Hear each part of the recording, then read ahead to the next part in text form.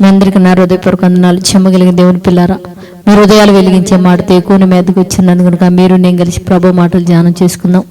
రాత్రి కాలం నుంచి మిమ్మల్ని, మీ కుటుంబాన్ని, మమ్మల్ని, సంఘాన్ని, భూమి మీద ఉన్న ప్రతి బిడ్డని జ్ఞాపకం చేసుకుని ఊపిరిని, జీవాన్ని, ఆరోగ్యాన్ని ఇచ్చిన దేవుడికి, మన ప్రభు మన రక్షకుడు యేసుక్రీస్తు వారి నామములో శిరసు వంచి వందనాలు తెలియజేసుకుంటూ, ఈ దినము దేవుడు పరిశుద్ధాత్మ ద్వారా ఏ మాటల చేత మన హృదయాలు వెలిగించాలనుకున్నాడో వెలిగించుకొని ఆ వెలుగులో మనం ఈ రోజంతా నడిచి సంతోషపడదాం. దేవుని పిల్లరా, ఒకసారి మనం చూడగలిగితే ద్వితీయోపదేశ కాండము 6వ అధ్యాయము 19వ వచనంలో ఒక మాట రాయబడింది. దేవుని పిల్లరా, 6:19లో నీవు యెహోవా దృష్టికి యథార్థముగాను ఉత్తమమైనదిగాను చేయవలెను. అంటే యెహోవా అంటే ఉన్నత స్థానంలో ఉన్న వారి దృష్టికి నువ్వు యథార్థముగా ఉండవలెను, ఉత్తమమైనదే నువ్వు చేయవలను. అంటే మంచిదే చేయాలా, చెడ్డ పనులు చేయకూడదు.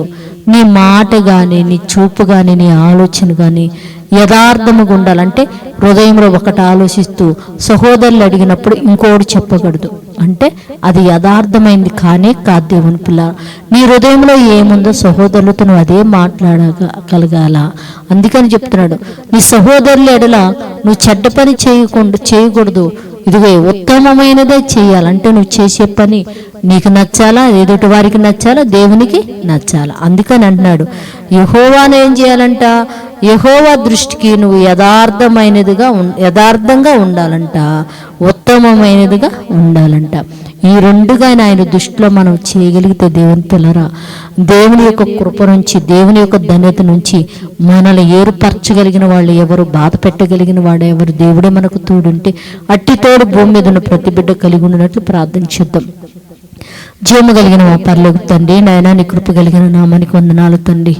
భూమి మీద ఉన్న నీ పిల్లలందరూ నైనా యథార్థంగా ఉండాలనైనా ఉత్తమమైనదే చేయగలిగే మహాభాగ్యం బిడ్డలకు అనుగ్రహించమని నీ సన్నిధానంలో బతిమలాడుకుంటూ తండ్రి, యథార్థముగా లేక తండ్రి మంచి పనులు చేయక ఎంతమంది అయితేనైనా రవిడీలుగా, గుండాలుగా మారిన తండ్రి, వారి వలన తల్లిదండ్రులకు మనశ్శాంతి లేక దేశానికి నా తండ్రి నైనా భయంకరమైన ఇబ్బందులు కలుగుతున్నాయినా అట్టి రవిడీలుగా, దొంగలుగా నా తండ్రి, దుర్మారులుగా ఎంతమంది మారున్నారో వారందరూ కూడా నీ మాటలను వినిపించి మారు మనసు రక్షణ దయచేసి తండ్రి యథార్థముగా బ్రతుకుతూ ఉత్తమమైన పనులు చేయగలిగి భాగ్యమని గురించి సహాయం చేయమని మా రక్షకుడు ఈ కుమారుడు యేసుక్రీస్తు వారి నామములో ప్రార్థన అడుగుతున్నాము తండ్రి, ఆమెన్.